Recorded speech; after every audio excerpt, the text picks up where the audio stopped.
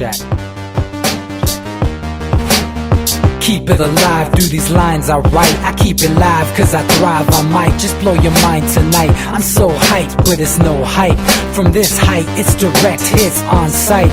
I'm your type, lend me your ears to show you that there's something in me. I'm not giving up, I'm standing right here, holding these days hostage. And I'll make this my year. We turning fear into love, and the love's in the air. I love doing this cause nothing compares. Nothing can share that same type of feeling when you feeling in flares. They can't catch it, it's havoc. I rip to a tear, switch a scenario on stereos, I leave them impaired. Variables start to change and they're all in my range. I just gotta grab it, it's all mathematics. Every step is drastic, I make it fantastic. I'm trying to take your breath away. Asthmatic. This is live through the stereo. Go and let it blow, blow through the stereo. I'ma let them know through the stereo. Yo, here we go through the stereo, stereo. This is live through the stereo. Go and let it blow, blow through the stereo. I'ma let them know through the stereo. Yo, here we go through the stereo, stereo. Yeah, just nod your head with it, so explicit and vivid. Every image is intricate, intimate. I put my all into it, no scrimmage and no rules. I'm a pro tool, hear my heartbeat, beat into the vocals. I'm so loco, lost my mind, oh no.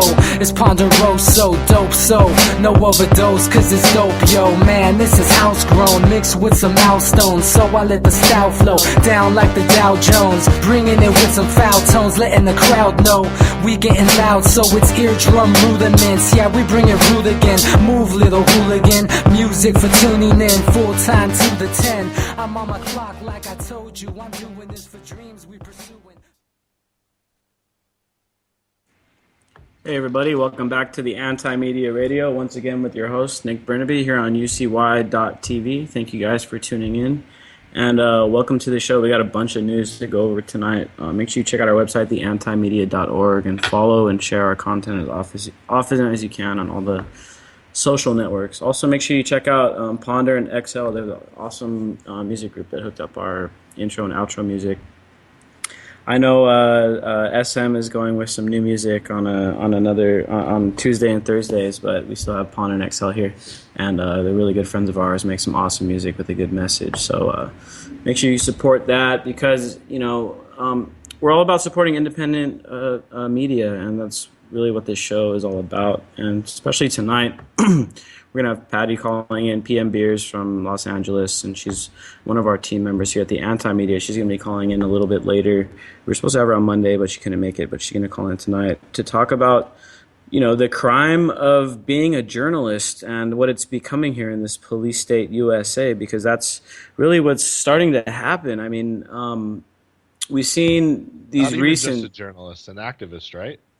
Yeah, and an activist too. We've seen a lot of these recent internet cases, Silk Road case, and the recent one with Ross Ulbright and all that stuff, Silk Road and Pirate Bay, and all these legal things that are going on. And keep in mind, these are like disruptive technologies, disruptive ideas, and they're being crushed. And live streaming for a long time has been a very big tool for activists and for journalists alike to combat the corporate media, to actually get some video out there with a lot less overhead, a lot less infrastructure needed to actually go out there and record live. Because, if you look at the average corporate news crew and the equipment they have, I mean, when they want to go broadcast live, they have to have that whole van that they drive around with them with that antenna on the top, and then a $30,000 camera and all this equipment just to do a broadcast. And for us, Dinosaur tech.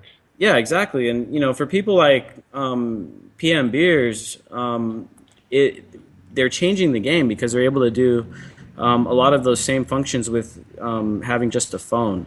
And anybody can pick it up. Anybody can pick up their phone, download a live streaming app, and start broadcasting news. Anyway, I forgot to introduce you, but obviously I'm joined by my co-host DB Schwartz.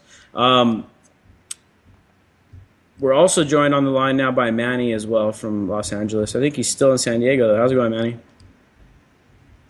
What's up, Nick? How you doing? And just really ready for a good show tonight and stuff like that. And just right now, as a comment, just so that we can get the show going. Mocha Brother right now, Valentine's Day, Mocha Brother, 25 years vegetarian, Saturday, Valentine's Day. So that's my big 25th for vegetarianism, okay? So carry on. Hey, that's good, man. I'm glad you've been able to do it for so long. I don't think I'd ever be able to go fully vegetarian. Or for the rest of us. Thanks, Manny. What's up, BB? So yeah, before Patty comes on, we want to get into some of this news because like I said, there's a lot of stuff going on. Obviously, one of the biggest stories right now that's trending is this Obama authorization of war that he is proposing to Congress. And let's be real, the only criticism coming from Congress is that it doesn't go far enough. So he declared war on Syria in a roundabout way. So I hope everybody realizes we just kind of, in a way, de facto declared war on Russia, really. Yeah, I mean, in a way, it definitely does up the ante when it comes to this Russia-U.S. conflict. I want to go into just a few of the details about what Obama is trying to do. And apparently he only wants to have this authorization go for 3 years, so the next president would have to reauthorize it. And the thing is that the next president is probably going to be a Republican. So chances are that, I mean, even if it was a Democrat, they're going to reauthorize this thing. The other thing to me that was really scary, and the whole Obama came out swinging, saying that he's, this isn't going to put troops on the ground and all this stuff. That tells you right away that that's probably what it's going to do. They're there already. Yeah, they're just already contractors. They're already there, and as you were telling me earlier, DB, I mean, this authorization has loopholes that can add a lot more troops into the mix. Well, it's going to be a classic flank by design. I mean, you're going to have now our private contractors with our elite forces slipping across the Iraqi border and basically backstabbing Assad, hitting all his infrastructure while, ISIL or whatever wreaks havoc. And it's just they're trying to basically get him to step down and install their own puppet. And that would, inherently weaken Iran, who becomes next. And you remember the McChrystal interview where he said, we're going to have 7 countries we're going to go into. Well, they neglected to tell you, the final 2 are Russia and then China, right? I mean, this is always this big chessboard that they're playing with. And I think we're overstretched, man. And that's a scary thing because me and you have never lived in a time when our military has been overstretched ever.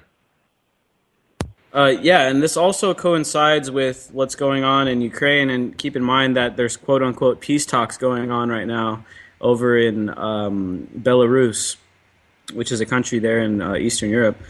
But, if you look at what's come out of these peace talks before, there's really been nothing good that's come out of them. And now they're saying 50,000 or more people have died in Ukraine as a result of this civil war. And both Russia and the U.S., NATO, have been turning it into a proxy war. So a bunch of these people are dying over there. And how many Ukrainian men have defected? Because I've heard is upwards of over 100,000 to as high as 1 million guys just retreating into Russia so they don't have to fight because they know they're just hopelessly outgunned. So it's just like cannon fodder. They don't want to be those guys that just die for nothing.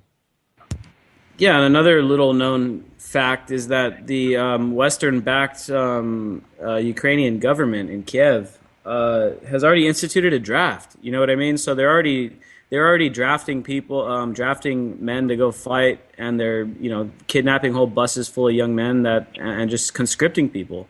But of course, you're not going to hear about that on CBS or Fox News or any of that stuff because they want us to think that Russia is the bad guy.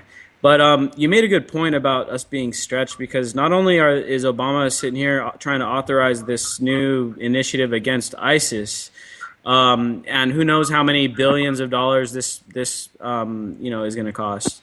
But they're also talking about putting arms into the Ukrainian government hands as well, and so that's a whole nother marketplace for our arms and stuff. But we got to keep in mind that this is all adding up to a larger geographical battle between these two, what are left of what used to be superpowers. Right. If we do arm Ukraine, I mean, Putin pretty much flat out said he'd declare war, and they'll use whatever means necessary, and you know how that's going to escalate. So, I mean, if we're trying to go in on two fronts at the same time and drag all our military away from the U.S., that's pretty fishy to me, man. Yeah, exactly, man. This is something that this geopolitical chess match is something that has to be reeled in right away, because these governments are putting the whole world at risk with their fiddling and their meddling, and this resource-based political chess match that's going on over there, man. It's got a lot of collateral damage. We already see them in Syria, hundreds of thousands. Now the U.S. is, now that Obama's trying to put forward this authorization of war, it's going to be pretty.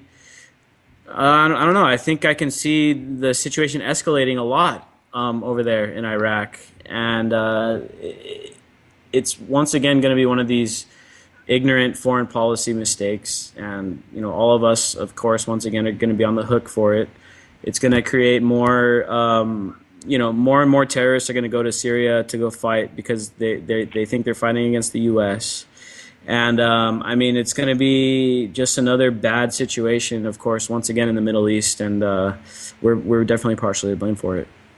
Yep, and the ultimate goal, really, honestly, is just, if we get into a thing with Russia, they'll have some kind of conscription here too, and then it'll fix the economy, right?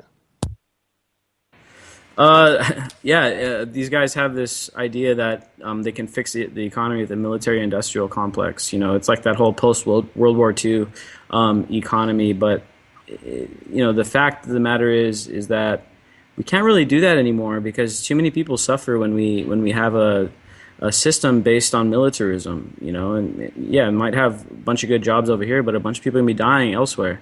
And so that's not a just way of doing economics. But someone needs to tell these guys in the government about that, because I don't think they realize that.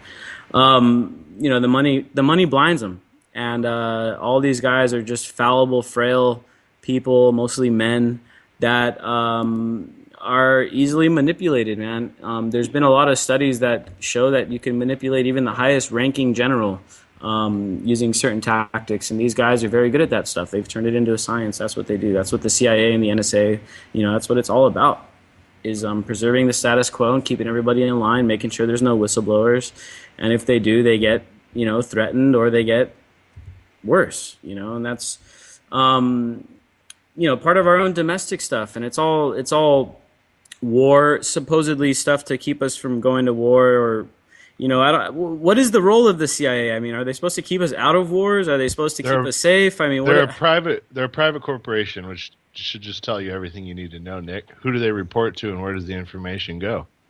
I mean, it's not going to us. We're not getting privy to these intelligence reports. We're not being told what they're doing to make us safe and what operations were successful and so on and so forth. So we have no idea.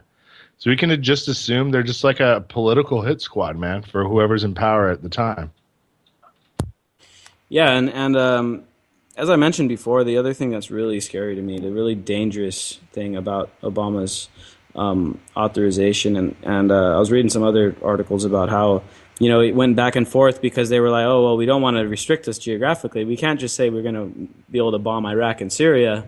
We want to leave the door open to where we can say, well, any country that has ISIS, even if it's Indonesia, for all we know, ISIS is all of a sudden in Indonesia. Okay, send in the drones.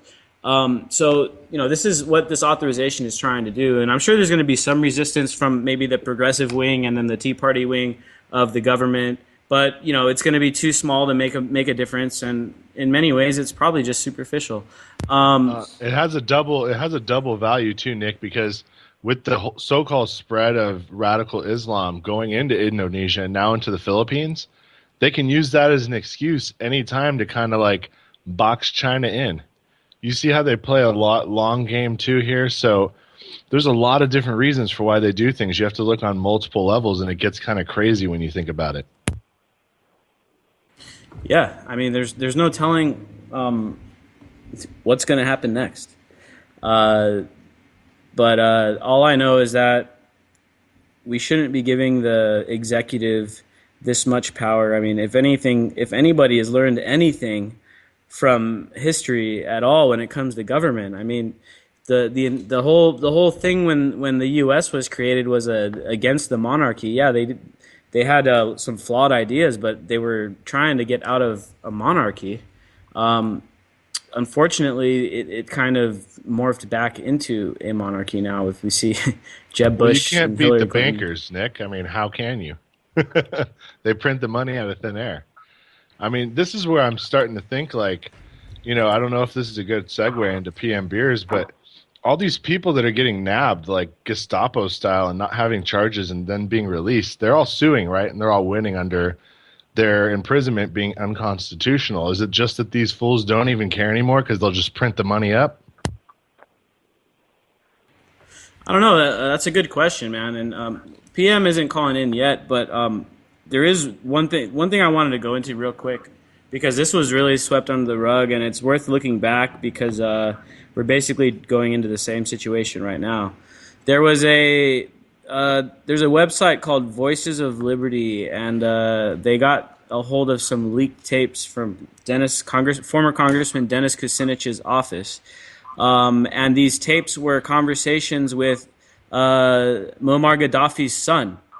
And this was right before the U.S. went and started dropping bombs in Libya. But according to this tape, they're basically saying that all these supposed atrocities that people were saying happened in Libya, and the media was saying, and Gaddafi was killing all these people and all that stuff. I mean, according to these tapes, all that stuff was made up, and the guy even said it. Gaddafi's son even said it. He's like, "Man, it's like the WMD. It's like it's a false report. It's not true." But we all know that the whole Gaddafi thing was basically just another one of these geopolitical overthrows, regime change, right? Because if Gaddafi is such a bad guy, then obviously these other people that do these atrocities are also bad guys. But if that were the case, we'd be invading Saudi Arabia, overthrowing their government, and we'd be bombing Israel and telling them to stop oppressing people. But that's just not the case, And so we don't go into countries because of humanitarian reasons anymore. There was a study that we covered on the Anti-Media a couple weeks ago about how oil-rich countries tend to get invaded a lot, and they tend to have a lot of foreign-backed civil wars and stuff like that. In fact, a country that's rich in natural resources is 100 times more likely to have foreign intervention in its country militarily. Venezuela. Yeah, Venezuela, you're next. So, this is what happened in Libya, and now this is what is going on with ISIS. And I know we talk about this a lot, but we can't forget that Obama was calling ISIS the JV team, and that it wasn't until ISIS started surrounding Erbil, which is an oil distribution hub, when all of a sudden the world is ending, and it's like, oh my God, we got to stop these guys. They are the devil. You know what I mean? And so... oh my God, the pipeline, no. Yeah, exactly. So we got to keep in mind that now that we're escalating this thing in Syria, it's most likely about resources once again. And we've talked about this. We've touched on it a few times about how they want to build the pipeline that goes through Syria into Europe, cut Russia out of the equation. That's, the very same reason why they're toying with Russia over in Ukraine. It's a resource game and it's a business game. And unfortunately, they use government forces and they use bombs to make business, and that's not the right way of doing things. We do have a caller on from 805 area code. How's it going? You're on the Anti-Media. What do you want to talk about? Hey now. Hey, is that Patty? Mm-hmm. Hey, Patty. So PM Beers is joining us. She's our awesome Twitter manager and journalist at the Anti-Media. And I'm sure many of you listening have heard the story, but Patty got in trouble in Fullerton back in 2014, right? Or was that 2013? It was January 14. Yeah, so she got in trouble last year at a protest for Kelly Thomas. And those that aren't aware with what happened to Kelly Thomas, he was the man that was beaten to death by the Fullerton police, and he had mental illness. And there was video of what happened, and he was begging for his life, and they just continued stomping him in. And I mean, they even were talking about it. Anyway, of course, the public was outraged, and there was a bunch of protests, and then a lot of people, just very similarly to what happened in Ferguson, a lot of people had expected that those cops were going to be held accountable. Now, unfortunately, the cops were let off the hook, and that's what sparked even bigger protests. And that's kind of where this whole story starts with PM Beers and how she is now facing up to 6 months in jail for simply recording these protests. So, Patty, if you want to just go into that a little bit about how this all started, and then we can go from there. Okay, yeah. So there was the protest against the violence of the cops, and then there were 15 of us arrested in total. There were 14 of us arrested that day, and then like 6 months later, we went all the way to Pasadena to get another live streamer, AJ from InLeague Press. So they spent a whole bunch of money to go and do that when AJ's usually in Fullerton.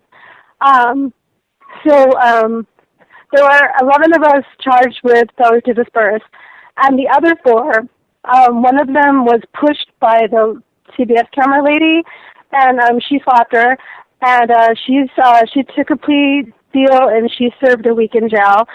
And then one of the guys very proudly spray painted an anarchy symbol on the side of the police station, and he was sentenced, I think, to 6 months, and he served like 3 months in jail.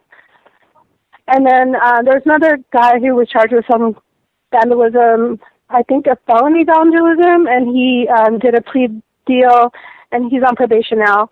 And then just last week, someone had done some type of vandalism on the sidebar, or allegedly, I don't know, he didn't say he did it or not. But he took it to trial, and he was found guilty last week. Because the cops had video everywhere. There's so much video. There was a cop in a car that videotaped that incident. So he took it to trial, and he's going to be sentenced this week, and they want to sentence him to a year. So property is definitely worth more than lives in Orange County, I guess, because he's getting a year for some property. And someone told me that they cleaned it up, so there wasn't even any damage on the slide bar. And the slide bar is the business that called the cops on Kelly Thomas. So this is why this person was upset with this business in Fullerton. So a lot of the people have already been sentenced, and to me, I mean, it sounds like some pretty serious sentencing. Yeah, and the way that they stack the trials, they do the trials one by one. So they've already established that there was vandalism, and there was the slapping of the CBS lady. So that's already been established. These people have already been found guilty, and they're all either have served time or are serving time now. And they've all served more time than the cops who actually killed Kelly Thomas. So the way that they're stacking the trials is strategic on the part of the district attorney and giving them the advantage. So there's 11 of us charged with failure to disperse, and they were going to try us all together in one group. But they split us into 2 groups. So there's a group of 4 that's going, our trial is starting on the 23rd, and then the rest, their trial starts when ours is finished. So if they can get us convicted, it will be a lot easier to get the others convicted. So they kind of stacked it so that the easiest ones to convict are going first. Wow. I mean, because a lot of the other cases are just totally vague. But my group that I'm in, we're considered the leaders, which if you have ever seen me in person at a protest, you know is totally ridiculous. And there's also a lot of talk about violence from the police. Like, they're saying that the protest was violent, when the only people violent that day were the cops. Yeah, and that's typically what normally happens. I mean, the cops are typically the ones that agitate the crowd to the point where if And they're the CBS reporter was violent with the Jordan, the one who she pushed Jordan, Jordan slapped her, and then there was an ABC reporter who shoved me. So it was the cops and the media getting violent that day. Yeah, tell us about crazy. tell us about your quote unquote crime, because I mean, you are a well-known journalist, you're a well-known live streamer. I mean, out of all of Southern California, I don't know of anyone has more views than you do, but you know, you're a journalist and you're out there covering this protest. So these cops are charging you with some kind of failure to disperse, and correct me if I'm wrong, but that's pretty close to inciting a riot, right? But I mean, isn't there such thing as freedom of speech? Like, do you think that this is an infringement on freedom of speech, or do you think it's something else? I think definitely there's a lot of First Amendment issues in my particular case and AJ's case. Because AJ and I are both activists and journalists, which Glenn Greenwald and other people have said that journalism is activism. And we're very biased, and I think all journalism is very biased, but we're very honest about it. So, but as far as, yeah, it's kind of criminalized. The whole, like, act of protesting has become criminalized, and the act of telling the truth has become criminalized. And it's crazy. I mean, to me, it's like there's this war going on against journalism, and we talked about it. We talked about it in our last show as well. But it also ties in with these guys we talked about at the beginning. These cyber entrepreneurs, Silk Road, Ross Ulbright, and all these guys.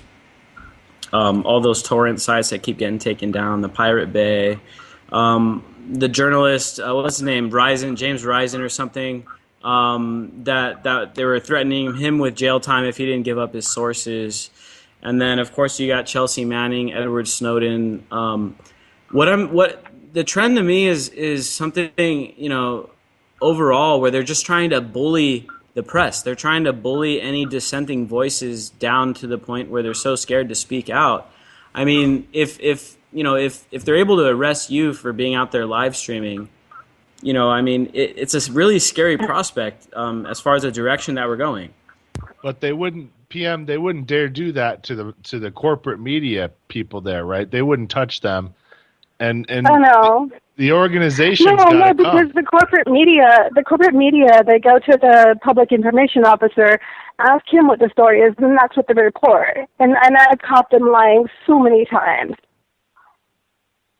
Yeah, that's basically. That's not uncommon. I mean, that happens all the time, and it happens from the AP too. I mean, the Associated Press is probably the biggest media organization in the country.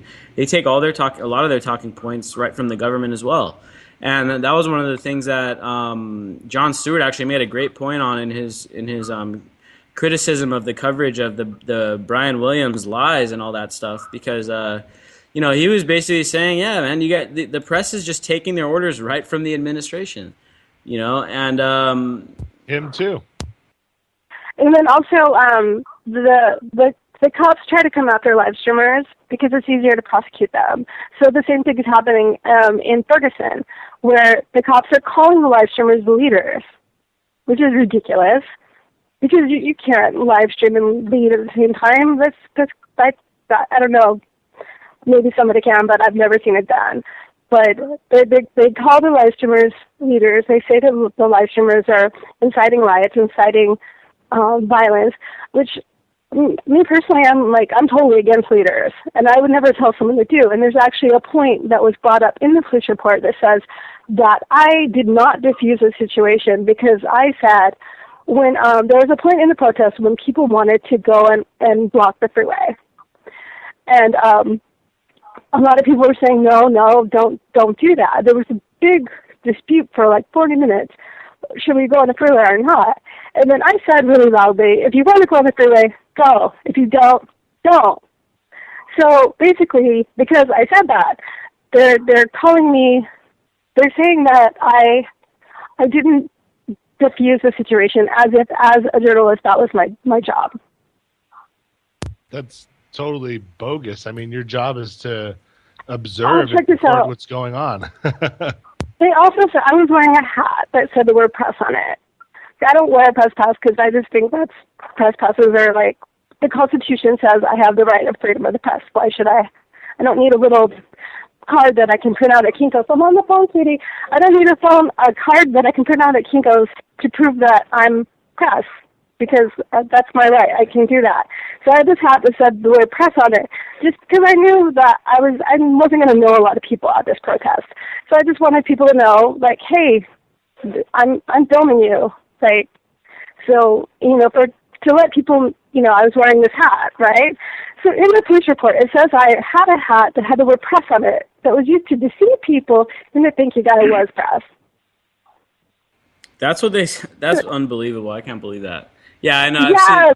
I've seen you wearing your press hat before. In fact, the picture that we got from the protest, you were wearing it, and yeah, I mean, it's clear to see that you're part of the press. I mean, you're live streaming, and I think the other thing that you mentioned is completely bogus. The fact that they're trying to say the live streamers are the leaders so that they can go and charge them with the crimes and stuff. I mean, that's totally. As if leading is a crime. I mean, that's completely a targeting of the press, and that goes against everything that this Constitution that we supposedly have is supposed to stand for. You know what I mean? Are you able to get that video footage of what was going on through Freedom of Information to kind of build your case as far as what you were doing? Like, you weren't really getting in the way of anything, you were just documenting? So my lawyers will have whatever they're using in the case, but I don't know how it works as far as like if you or I wanted to get it. I don't know how to do that, but there's a lot of video. Yeah, and you also had you were rolling live most of the time too when you were getting arrested. And yeah. as far as I could see, 7 hours. I mean, as far as I could tell from the video, there wasn't even people around that much. I mean, you guys weren't in a riot. You weren't like, I mean, it's crazy. Yeah, I mean, at the time of the arrest, it's even on the video, my ride was standing next to me, and he said, hey, should we leave? And I'm like, I don't know, it's not over. And, like, from that day on, like, if he was my ride and he said, should we leave, I would just leave after that, because, like, had I left at that moment, maybe I wouldn't have gotten arrested. I don't know, but, yeah, I mean, the protest was pretty much over. People were just kind of socializing. It was kind of time to go. And Hey, Benel, sister, ¿qué pasa? ¿Cómo estás? Hope everything's okay other than everything, that's happening to hi, you. Manny. Hey, I really felt bad about basically thinking about what's happening to you, your son, basically, and stuff like that. But, the bottom line with you, PM Beers, is this. You're being too effective, and you're just completely exposing the cops too much, and you become a threat to them, and that's why they're doing this unjust to you, and I hope that you prevail, because, I mean, it's just, I was blown away.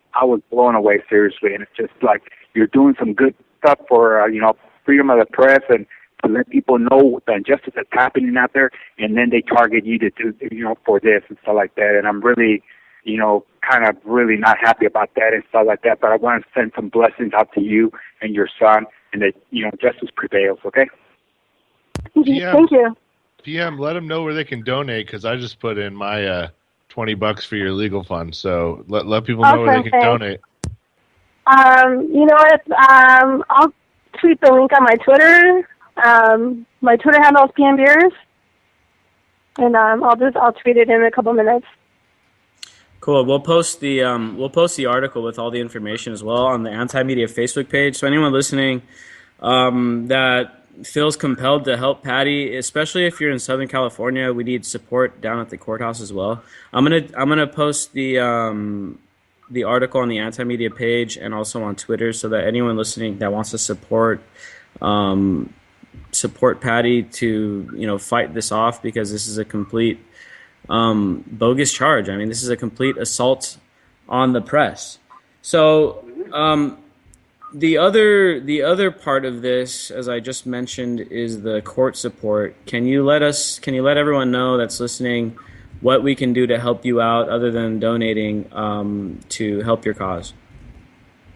Okay, so if people want to come to the court and sit quietly in the court, the more people who come and sit in the court, the more the judge and the jury are going to see that a lot of people are taking this seriously. So, people have told me that really makes an impact on the trial, that, people care, So that's awesome if people are around Fullerton. It's going to go for like 2 weeks. So, I mean, if you have work on one day, maybe you can come by for a little while another day. So the location of the courthouse is called the North Justice Center in Fullerton, California. And then the trial is supposed to start on February 23rd at 9 in the morning, and then it should last about a week. So we'll need people out there every day for a week. Pack the courthouse. Yeah, exactly. And that's what we got to do, because we can't let this stand. And the thing to me, the thing for me that really is like the biggest slap in the face with this whole everything that's going on with Kelly Thomas Fullerton, is that these cops on video got away with pummeling a mentally challenged man to death, and they walked away free. And now the people that actually are out there standing up for justice, saying, what in the hell is going on? Why are these guys getting away with murder? These are the people that are going to end up that are likely going to end up in jail. I mean, this is the biggest slap in the face to me that I've ever seen. And that to me is what I think should get people to get out there and support Patty and the rest of the Fullerton people that are going to be up there at trial, because this is a huge act of injustice. I mean, this just flies in the face of justice completely. So hopefully people can get out there and support freedom, man, because that's what it's all about, and justice, because we still need to be out there trying to get justice for Kelly Thomas, because justice still hasn't been served. Now, Patty, just before you go, if you want to give the audience a way to find out where you find all your work, besides at the Anti-Media, you have your own live stream account, and I know you work with a bunch of other people online on social media. If you want to quickly just let everyone know how to find you, that'd be cool. Yeah, I have a Ustream account, ustream.tv/channel/PMBeers. And then I also have YouTube, PMBeers, Twitter, PMBeers, and I'm on Facebook, p.and.beers. Awesome. Well, I hope that I hope people support. I'm looking at the fundraiser right now, and it's like at $1,100, and that's this morning when I checked, it was at like $760. So that's good. I mean, we got some donations, and that'll definitely help out getting your lawyer more money so that he can do more work as far as making sure that you remain free. And let's hope that you don't have to go behind bars and have to deal with this system because it's horrible in there. Is there no celebrity lawyer that's willing to make a name for themselves? What the hell? Well, yeah. Do you want to? Maybe you can go over your lawyers and stuff, because I know I've heard a lot about the Lawyers Guild and stuff, and they're really cool people. And how can so maybe you can go into this for people in the future that may end up in a similar situation, because I know a lot of people that listen are cop blockers, and they're out there and they're putting their freedom on the line as well all the time. Maybe you can give us just a quick little bit of advice about how to go about dealing with the legal situation and stuff. I think it's really good to know people who know people. I mean, that's how I got my lawyer. It just so happened that there was Occupy Venice had an event. They had like a sleep out supporting houseless people in Venice Beach, and I guess my lawyer happened to be there giving like a legal training, and he was there when everybody found out I got arrested. So like everyone's like, hey, she needs help. So that was really good to just know people who know people, like through networking and having a good reputation. But he's from the Lawyers Guild, so I've heard a lot of good things about the Lawyers Guild, and he has a really good reputation with activism, like civil rights. He's a civil rights criminal lawyer, so that's awesome. But it's good to just like ask people, you know, hey, do you know a good lawyer? You know, it's not, you know, I don't know any like pro bono lawyers, so, you know, fundraisers and things are good for that. So Definitely. So crowdfunding really makes a lot of sense. And then one thing that I've done, and you know, anybody that's in this line of work, anybody that's an activist or a journalist that's out there listening, you know, we're going to be at one point or another. There's a very good chance that you're going to get arrested, and you may be charged with some trumped up charges like Patty is. And it's good to be prepared for that. So, you know, here in San Diego, like I already know the people at the ACLU, just because I know that in the future, if something happens, I want to have that number in my phone so I could send a text and say, hey, here's what's going on. I need your help. So if we're in this line of work, it's good to like line that stuff up beforehand. I've also heard great things about the Lawyers Guild. I know they helped out a lot of the people in Occupy Wall Street here in San Diego. Yep. And so, yeah, that's another great group to contact besides the ACLU. Patty, is there anything else you want to talk about before you go? I just, there was just one more point. It's really hard to get justice in the court when the district attorney and the cops have a symbiotic relationship. So as far as like police brutality, I mean, the reason why we're not getting these cops convicted is essentially boils down to that the people who are in charge of convicting the cops are the district attorney. And a lot of people who sat in on the Kelly Thomas trial said, quote, it was a limp dick prosecution. So yeah, I mean, it's that's pretty much what also happened in Ferguson, right? It was like the prosecution was like a complete joke. Like they weren't even trying to get these cops indicted. It was like it's a puppet show. Like, oh, they want an indictment. Oh, we'll give them an indictment. Okay.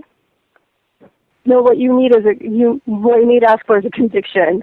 You need to not demand an indictment. You need to demand a conviction.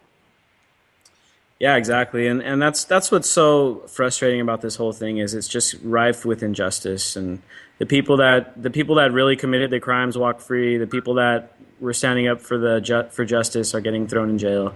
I mean, it's just it's an absolute slap in the face. Anyway, make sure you guys check the Anti-Media Facebook page. A few minutes after the show is over, I'm going to post the link. Please support Patty. Whether you can get down to Fullerton or whether you can just donate $5 or $10, that would help a lot. Thanks, Patty, for everything you do. Thanks for helping us out at the Anti-Media, and we'll see you soon. We'll have you back on the show, and I'll see you online. All right, thank you. Patty. Love you too. Bye. Oh man, so I mean, we're talking about. I mean, to me, this is a full-on assault on the press, and this, especially with this news about Brian Williams and how the press is lying and all this crap. I mean, dude, if the cops want to go mess with someone, how about they go arrest the people that are lying to everybody? You know, and I'm not even for forcing people to tell the truth, but I mean, let's get real. Where are the real criminals? We're talking about journalists that are doing their civic duty, that are supporting justice, and these people are getting locked up, threatened to, you know, one thing Patty forgot to mention is that when they got locked up, the cop when they got put into this van, and they got put into this unmarked van en masse, and the cop said that they've got like 8 cops waiting for them at the jail to kick their heads in when they get there. I mean, this is what happens when you're standing up for justice now in this insecure police state. And while I think it's a really scary thing that the government is acting this way and being so hard on the press and so hard on people that are out in the streets and people that are out there calling for justice, I think it's also a sign of despotism. And they're starting to see, oh damn, there's like a lot of people starting to make a ruckus out there. We better start, brutalizing a few people so that we can scare them back into line. And of course, that's the old way of thinking. This old, heavy-handed way of Yeah. thinking. That they And should know by now that doesn't work. Look what's happening in all the countries where we're indiscriminately bombing with drones. We're making 10 times the terrorists. And now if Patty Beers goes down, it's going to galvanize people to actually do things now. I mean, you hate to say it because what if anarchy breaks out? Oh no. But maybe people have to do things now to kind of just break this crappy system up. If she can't get justice, what happens if they nab anybody for anything? exactly. And now we have another caller on the line from 619. Is that you, Kathy? Yes, Kathy from United Against Police Terror. So we have Kathy on the line from United Against Police Terror, and she's an awesome activist here in San Diego that organizes a lot of events against the police state and against injustice. And so we're right on this topic right now as well. I'm sure you're familiar with the story of PM Beers and, of course, Fullerton and Kelly Thomas. So I guess we could start off with, I kind of want to get your opinion on this whole situation going on where the live streamer that was, one of the live streamers that was at the Kelly Thomas protests is now facing up to 6 months in jail. What do you think about that? Oh my gosh, it's a total violation of that person's First Amendment right. I want to refer back to the individual who video recorded Eric Gardner's death, which they had every right to. I know that they were charged with something. I know that they weren't charged with the actual act of filming, but it's amazing how one can practice their right in a public space and somehow be criminalized for it. It's one of the most valuable weapons that we have, and I much appreciation to that streamer. Really tough job to stream because I know that police look at streamers. I mean, it's one thing of recording, but once you stream, they know that this information will be saved. I can't stress enough for people to download streaming software, download applications where they can film encounters with police to be saved to an additional database to protect the memory. Exactly. I think the citizen journalism now, especially with what's going on with Patty, is so important because they're trying to crack down on it. And one of the things Patty mentioned was that they're treating a lot of these live streamers. They just go and finger point and say, oh, yeah, these are the people leading the show. Arrest them. So to me, they're really, really trying to go after the press because these cops obviously don't like being documented. Yeah, absolutely. And, this reminds me of the Oizinapa, the 43 students who actually were going to do a demonstration. They were going to call out the president, and they have disappeared since. It's the same state corruption where they're trying to silence people, trying to bring forth injustice. It's the same thing that, with any kind of whistleblower, and it's amazing how horrendous some of these circumstances are, and then have somebody actually bring that to light and bring forth justice and how they get criminalized for it and worse. It's the same thing with, whistleblowers in the police department. They're not police officers anymore once they speak out. I mean, they're kind of public enemy number one. I think that's the reason why there are no real good cops. They're not cops anymore. It's terrible that somebody's life and somebody's well-being and their own autonomy is threatened for practicing that. It's interesting that on a very smaller scale, and I want to say this is extremely petty, but some activists getting filmed by police once they leave the area of City Heights, or a captain saying that I am responsible in case anybody else gets out of line because I am the organizer. So, and we're talking, one person being responsible for 100-something people, and it doesn't sound. I want to know what the legality behind that is, but it's part of that intimidation they're trying to silence. And independent media is so important. We need to create our own media, and it's still happening. It's done wonders for Black Lives Matter. It's done wonders for the Palestine the genocide that's going on, to bring that awareness, because the other media doesn't have that intention. It's actually be just. Yeah, that's the price of having a hot profile like DMB, for instance. Also, Kat, I remember that incident with Kat up there in San Diego, and she's become high-profile activists like myself. So, I mean, of course the cops are going to know who we are, you know. So, what's up, Kat?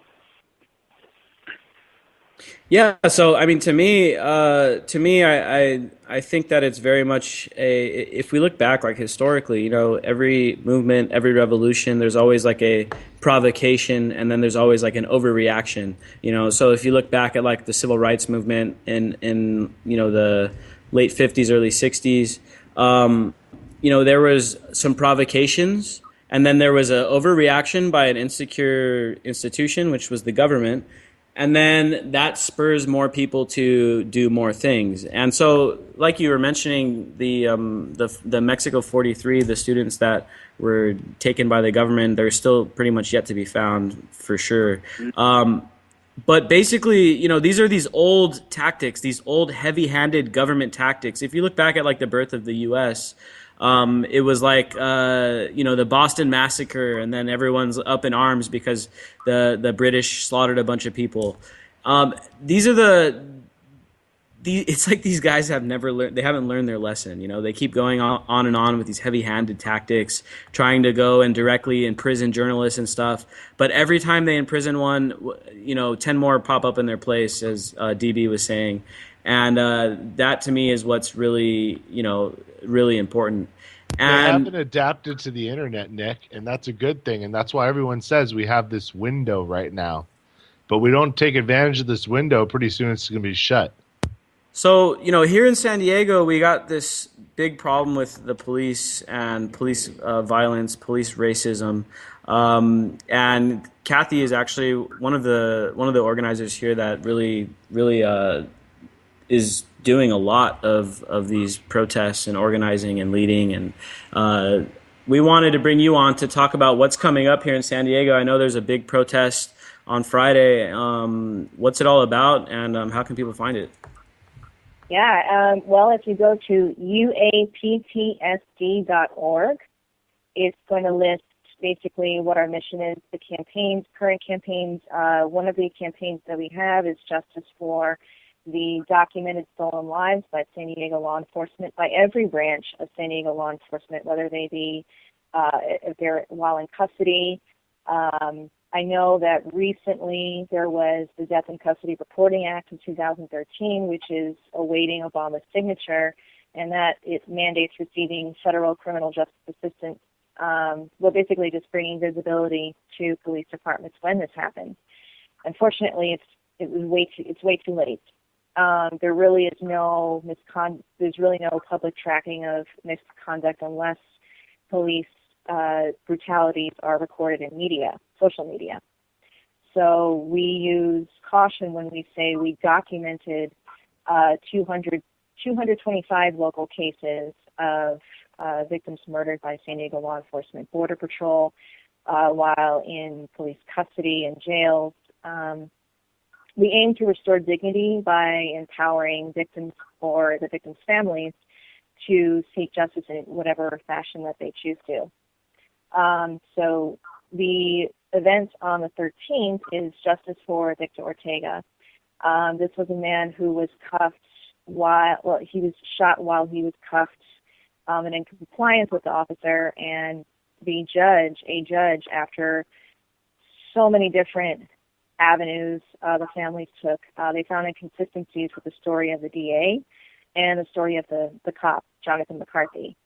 So we aim to gain visibility and demand that that the district attorney, Dumanis, actually sticks by her promise to reopen the case. So these Stolen Lives marches are going to be once a month, and we are, reaching out to and empowering victims as much as we can, but making sure that, they're safe in whatever advocacy we choose, because I know some of them have gotten a lot of retaliation because of speaking out, unfortunately. So we want to mobilize communities to stand up. I mean, Ferguson is in San Diego, and this has been going on. We have I think the first documented case was back in 1986 with Karen Knott. So we demand that, these stolen lives cases are reopened. We want to know the status of each officer involved, because there have been many officers who've been involved in more than one death, to do an early warning system so that individuals know which officers have committed what. We want transparency. That's the demand. We want transparency. We want, community oversight for a citizens review board. We want it independent from, we definitely want it independent from police. And, the Victor Ortega case is a perfect example of that. And that's one of the things these cops are so afraid of too, is the independent review boards, transparency. We saw what happened when the NYPD, I forget when it was, I think it was back in the 90s. There was actually an NYPD riot because the city was trying to place a independent review board against them so that they could investigate cases of misconduct and internal workings of the NYPD. I mean, these cops literally rioted.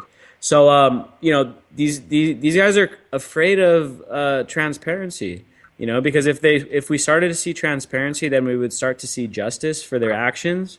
And obviously, as with the case of the cops that killed Kelly Thomas, as Patty was saying, the prosecution was completely soft. They had no intention of actually indicting these cops. It was just a softball prosecution. And that was basically it, So, we got to, I think it's really important, and I'm glad that you really brought up some of these solutions and these ideas that we can, start to implement to reel in this police misconduct, because everybody pretty much knows that something is wrong, but not that many people know what we can do about it. So I think that's a really important point. And before we let you go here, are there any other organizations and stuff that anyone listening should follow if they want to know about more of this, fight for justice here in San Diego? Absolutely. I'm also a member of the San Diego chapter of Black and Pink. We do advocacy around LGBTQIA identified prisoners in the prison industrial complex.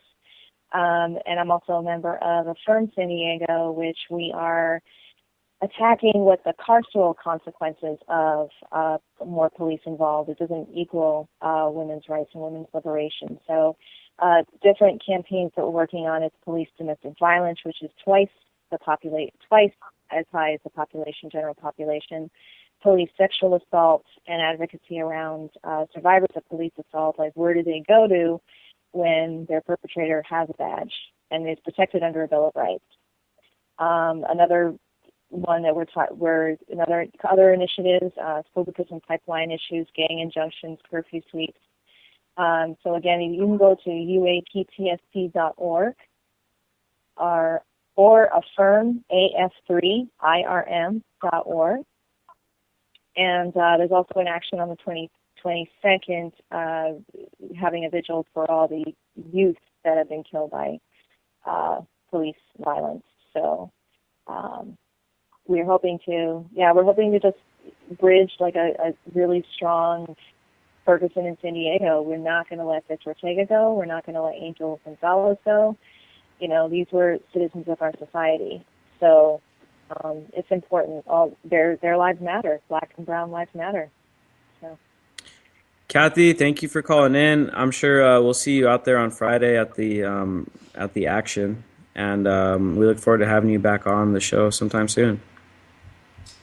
All right. Thank you so much for having me. And again, uaptsd.org. We're looking for people to make a change, make a solid change. We abolish the police. We don't need them. I agree. Awesome. Make sure everyone checks it out. That's the end of the show here tonight on the Anti-Media. Thank you everyone for tuning in. Manny, thanks for calling in. DB, have a good night. Everyone else that called in we couldn't get to, sorry about that. Catch you guys tomorrow, 5 days a week. Good night, Nick. Good night.